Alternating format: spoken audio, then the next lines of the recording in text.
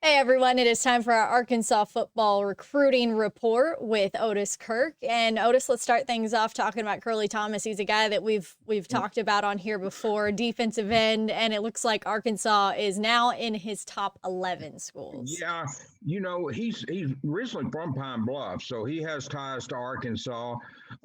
This is one of the top players in Texas. He's a three-star, and I don't know why, but he has 35 offers, and we're talking about some legit offers. And so yeah, Arkansas made the cut for him. He played 9 games as a junior, had 58 tackles, 32 were solos. He had 16 sacks, 22 tackles for loss, and 30 quarterback hurries. And when you look at 9 games and you figure 30 quarterback hurries, you're talking about over 3 per game, and his 16 sacks is almost 2 per game. Ooh. This kid knows how to get in the backfield. He's probably 6'4", 250, maybe 6'5", 250, somewhere in there, Tara.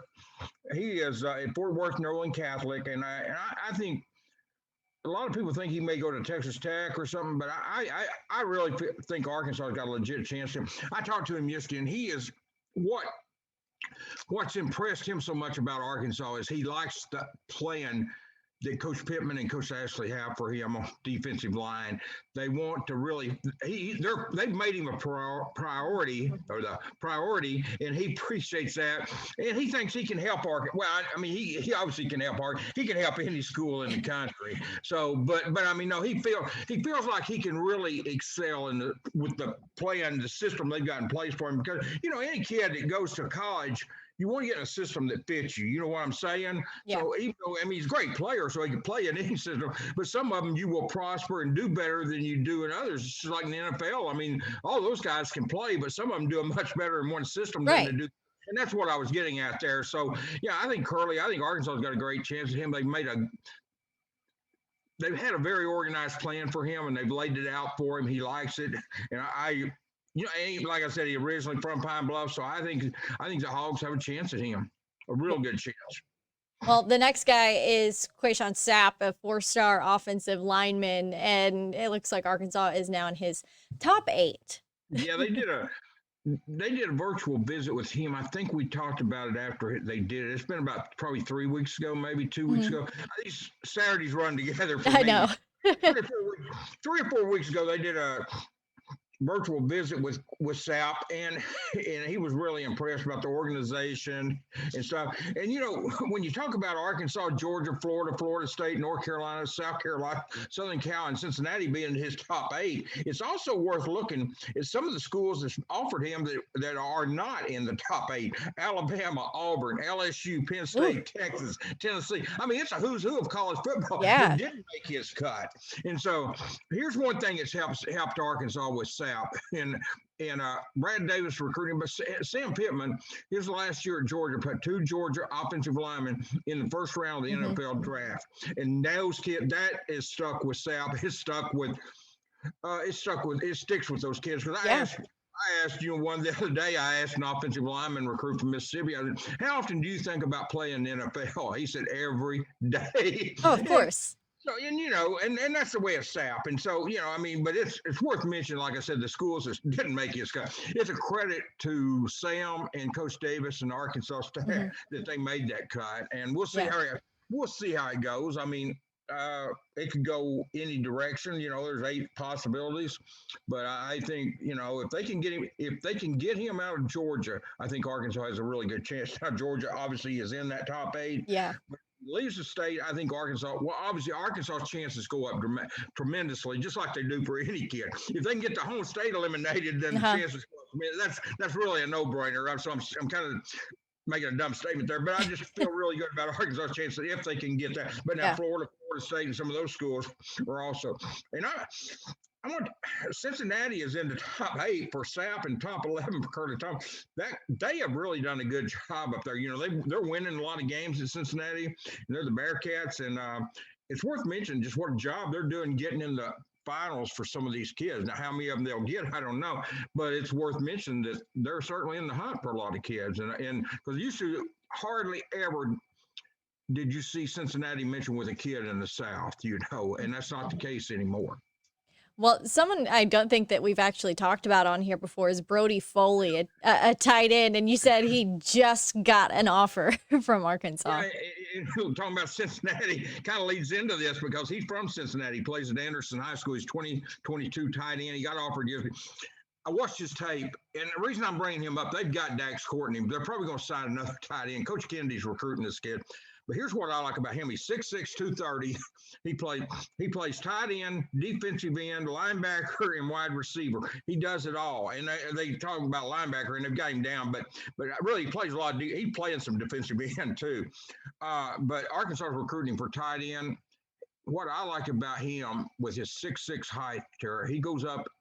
He's a mismatch for defensive backs. I mean, they got down on the goal line a few times, and anybody can watch his video on the title. Watch his video, and when they get down on the goal line, they just throw it to him, and he just, I mean, he makes these defensive backs feel really small. Yeah. And this kid can play. Like I said, I know they got the Calcagney brothers out of Ohio, Youngstown, Alfred Muhammad, Jim Cook.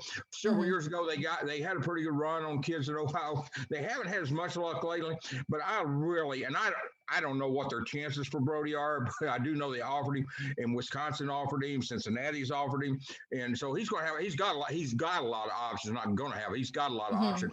I really like that kid, and he and Dax Courtney.